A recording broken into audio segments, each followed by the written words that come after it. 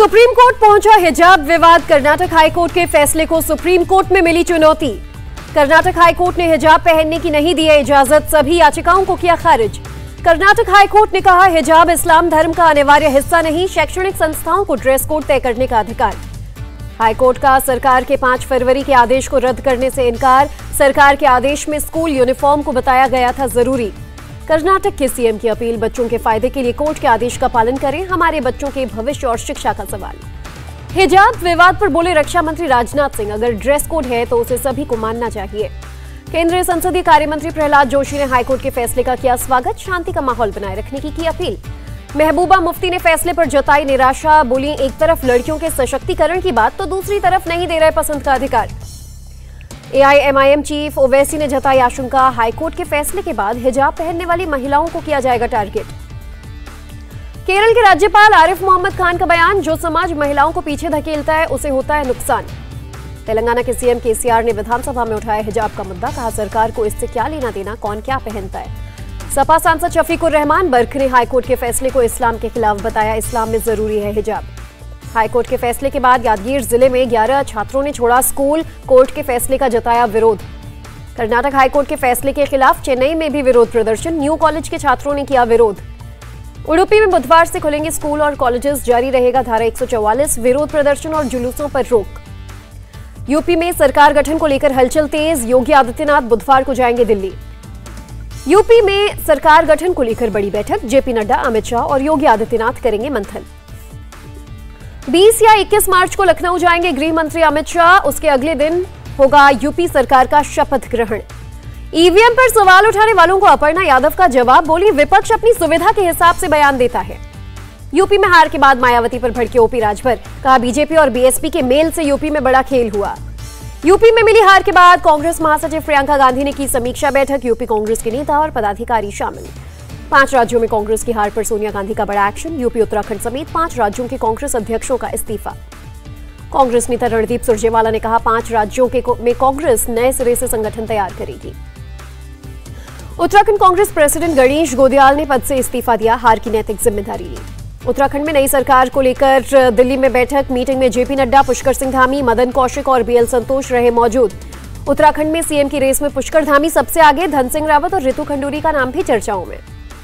Ticket बेचने के आरोप लगने के बाद दुखी कांग्रेस नेता हरीश रावत, पार्टी से खुद अपना निष्कासन की मांग। प्रचंड जीत के बाद हुई बीजेपी संसदीय दल की पहली बैठक, पीएम का हुआ अभिनंदन, जेपी नड्डा, अमित शाह रहे मौजूद। संसदीय दल की बैठक में पीएम ने परिवारवाद को बताया लोकतंत्र का दुश्मन, कहा देश में परिवारवाद के खिलाफ माहौल। कपिल सिब्बल के बयान पर कांग्रेस में घमासान, मल्लिकार्जुन खड़गे बोले इस बात से दुख पार्टी में अपनी बात न कहकर मीडिया में कही। कांग्रेस नेता अधीर रंजन ने भी लगाए आरोप, कपिल सिब्बल और G23 नेताओं को बताया एहसान फरामोश। सिब्बल ने कहा था घर की जगह सबकी कांग्रेस हो। राजस्थान के सीएम का सिब्बल पर तंज, कहा वो कांग्रेस के एबीसी नहीं जानते, कांग्रेसी कल्चर वाले व्यक्ति ही नहीं है। संदीप दीक्षित का पार्टी नेतृत्व पर सवाल, कहा अगर लगता है कि उनकी वजह से हार हुई तो इस्तीफा देना चाहिए। बुधवार को फिर होगी G23 की बैठक, कपिल सिब्बल के घर डिनर पर होगी बातचीत। जेडीयू अध्यक्ष शरद यादव को 15 दिन के अंदर खाली करना होगा सरकारी बंगला, दिल्ली हाईकोर्ट ने दिया आदेश। पीएम मोदी ने द कश्मीर फाइल्स का किया जिक्र, कहा ऐसी फिल्मों के सामने सच लाते हैं, कश्मीर के सच को दबाने की हुई थी कोशिश। पीएम मोदी ने कहा फ्रीडम ऑफ एक्सप्रेशन का झंडा लेकर घूमने वालों की जमानत बौखलाई, तथ्यों पर समीक्षा करने की बजाय षड्यंत्र में जुटे। फारूक अब्दुल्ला बोले जरूरी नहीं कि हर फिल्म सच्ची हो, सच जानना है तो सरकार तत्कालीन गवर्नर जगमोहन की फाइल खोले। केंद्रीय मंत्री गिरिराज सिंह का तंज, कहा लगता है कांग्रेसी नेता द्विराष्ट्र के सिद्धांत पर चल रहे हैं। उत्तर प्रदेश और उत्तराखंड में टैक्स फ्री हुई फिल्म द कश्मीर फाइल्स, सरकार ने किया ऐलान। हिमाचल प्रदेश में भी film the Kashmir files tax free हुई, सीएम जयराम ठाकुर ने लोगों से फिल्म देखने की अपील की। अभिनेत्री कंगना रनौत ने विवेक अग्निहोत्री की तारीफ की, कहा बॉलीवुड के किए हुए पाप धुल गए। गलती से मिसाइल पाकिस्तान में गिरने पर संसद में रक्षा मंत्री का बयान, कहा सरकार ने उच्च स्तरीय जांच के आदेश दिए। राजनाथ सिंह ने कहा हमारा मिसाइल सिस्टम अत्यंत सुरक्षित और भरोसेमंद, अगर कोई खामी मिली तो दूर करेंगे। अमेरिका ने मिसाइल पाकिस्तान में गिरने पर भारत को दी क्लीन चिट, कहा संयोग से ऐसा होने के अलावा कोई दूसरा सबूत नहीं। लोकसभा में गृह राज्य मंत्री नित्यानंद राय का बयान, आपदा में तत्काल मदद के लिए 25 राज्यों में 6000 आपदा मित्रों को ट्रेनिंग दी गई। देश में एनआरसी लागू करने पर अभी भी कोई फैसला नहीं लिया गया, गृह राज्य मंत्री नित्यानंद ने लोकसभा में दी जानकारी। नक्सली हिंसा मामलों में 77% की कमी आई, संसद में गृह मंत्रालय का बयान। साल 2021 में जम्मू कश्मीर में हुए आतंकी हमलों और मुठभेड़ में 42 सुरक्षा कर्मियों की गई जान, 117 घायल। एलजी मनोज सिन्हा ने जम्मू कश्मीर बजट की तारीफ की, कहा बजट से मोदी सरकार की जम्मू कश्मीर के विकास की प्रतिबद्धता झलकती है। भारत ने दुनिया के 98 देशों को कोरोना वैक्सीन के 16 करोड़ 29 लाख डोज सप्लाई किए, संसद में सरकार ने दी जानकारी। भारत में बुधवार से 12 से 14 आयु वर्ग के बच्चों को वैक्सीनेशन अभियान शुरू, कोर्बीवैक्स के इस्तेमाल को मिली इजाजत। 12 से 14 साल के बच्चों के लिए केंद्र का सभी राज्यों को निर्देश, वैक्सीनेशन कैंप लगाएं और ट्रेंड करें। कोविड वर्किंग ग्रुप के चेयरमैन एनके अरोरा ने 12 से 14 आयु वर्ग के बच्चों में संक्रमण का खतरा बताया, कहा चीन, सिंगापुर में बढ़ रहे मामले। भारतीय थल और वायुसेना ने प्रायद्वीपीय भारत में 14 और 15 मार्च को किया हवाई अभ्यास, कॉम्बैट फ्री फॉल और एकीकृत ड्रिल किया गया। बिहार विधानसभा में आरजेडी विधायकों का हंगामा, सीएम नीतीश पर लगाया स्पीकर को बेइज्जत करने का आरोप। तेजस्वी यादव ने विधानसभा में नीतीश के व्यवहार को बताया निंदनीय, मुख्यमंत्री स्पीकर को डांट लगाएं तो नहीं बचेगा लोकतंत्र। बॉम्बे हाईकोर्ट से नवाब मलिक केस को झटका, रिहाई का आदेश देने और मनी लॉन्ड्रिंग केस में दर्ज एफआईआर रद्द करने से इनकार। देवेंद्र फडणवीस का महाराष्ट्र सरकार पर अटैक, नवाब मलिक की अर्जी खारिज होने के बाद क्या दाऊद के दबाव में सरकार नहीं ले रही इस्तीफा। केंद्रीय मंत्री नारायण राणे और उनके पुत्र की अग्रिम जमानत अर्जी पर सुनवाई पूरी, बुधवार को फैसला सुनाएगा मुंबई की डिंडोशी कोर्ट। लखीमपुर खीरी कांड के आरोपी आशीष मिश्रा की जमानत रद्द करने का मामला, बुधवार को सुप्रीम कोर्ट में होगी सुनवाई। चेन्नई के सरकारी अस्पताल में सीएम स्टालिन ने एडवांस्ड रोबोटिक सर्जरी सेंटर का किया उद्घाटन। असम सरकार ने अब तक 732 लोगों को सुरक्षा घेरा हटाया, सीएम का बयान, पिछले साल के मुकाबले क्राइम में 30% की आई है गिरावट।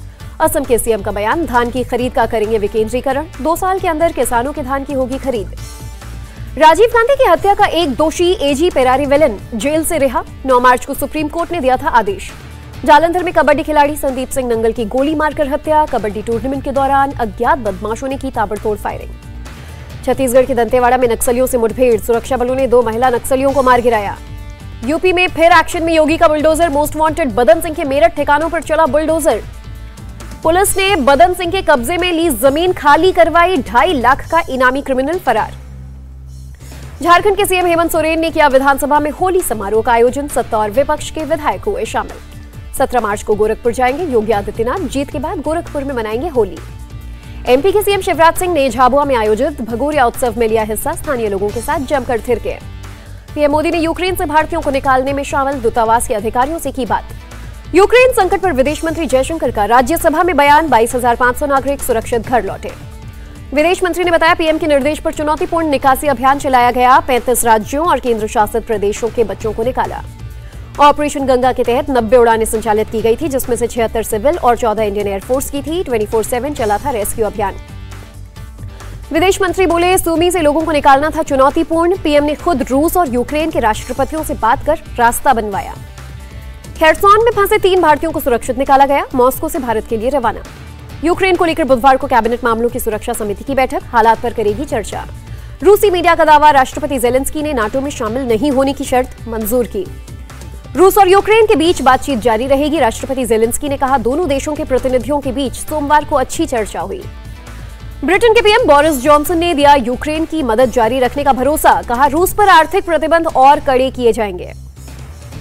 यूक्रेन पर जंग का 20वां दिन, रूस ने पश्चिम यूक्रेन के रिवने शहर में टीवी टावर पर किया हमला, 19 लोगों की मौत, 9 घायल। कीव में बीच सड़क पर रूस का हवाई हमला, एक ट्रॉम बना रॉकेट का शिकार, सीसीटीवी में कैद हुआ धमाका। रूस ने यूक्रेन बख्तरबंद पर ड्रोन अटैक का वीडियो जारी किया, 2 यूक्रेनी बख्तरबंद को तबाह करने का दावा। कीव में रिहायशी इलाकों को निशाना बना रही रूसी सेना, 2 बहुमंजिला इमारतें क्षतिग्रस्त।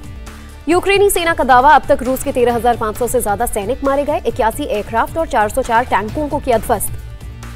चीन ने रूस को किसी भी तरह की सैन्य सहायता देने से किया इनकार, अमेरिका पर गलत जानकारी फैलाने का लगाया आरोप। रूसी हमले के बाद यूक्रेन से अभी तक 30 लाख से ज्यादा लोगों ने किया पलायन, the International Organization for Migration ने दी जानकारी। भारत ने अफगानिस्तान को मदद की चौथी खेप भेजी, अटारी वाघा बॉर्डर से 2000 टन गेहूं भेजा। वित्त मंत्री निर्मला सीतारमण ने कैपिटल गेन्स टैक्स ढांचे में बदलाव से किया इनकार, कहा सरकार की ऐसी योजना नहीं। शेयर बाजार में मंगलवार को गिरावट दर, सेंसेक्स 709 अंक लुढ़का, निफ्टी में 208 अंक की गिरावट। अमेरिकी डॉलर के मुकाबले रुपए में 6 पैसे की गिरावट, 1 डॉलर की कीमत 76 रुपए 70 पैसे। श्रीलंका सीरीज खत्म होने के बाद मुंबई पहुंची टीम इंडिया, सभी खिलाड़ी अपने अपने फ्रेंचाइजी कैंप में हुए शामिल। आईसीसी ने जारी की महिला वनडे रैंकिंग। मिताली राज 3 पायदान खिसककर 7वें स्थान पर पहुंची। स्मृति मंधाना 11वें पर। राजस्थान रॉयल्स ने लॉन्च की नई जर्सी। कप्तान संजू सैमसन की मौजूदगी में नई जर्सी लॉन्च। आईपीएल को वेबसाइट पर नहीं देख पाएंगे ऑनलाइन। दिल्ली हाई कोर्ट ने दिया ब्लॉक करने का आदेश। पीसीबी चीफ रमीज राजा बीसीसीआई चीफ सौरव गांगुली से करेंगे बात। कहा फैंस को भारत पाकिस्तान मैच से दूर रखना गलत। शाहरुख खान ला रहे हैं अपना OTT platform SRK+। Salman Khan ने ट्वीट किया, आज की पार्टी तेरी तरफ से। सलमान खान ने शेयर किया अजय देवगन की फिल्म रनवे 34 का टीजर। 29 अप्रैल को ईद के मौके पर होगी रिलीज। इंडिया टीवी हर वक्त हर जगह डाउनलोड करने के लिए सर्च करें India TV news Google play store या ऐप स्टोर पर।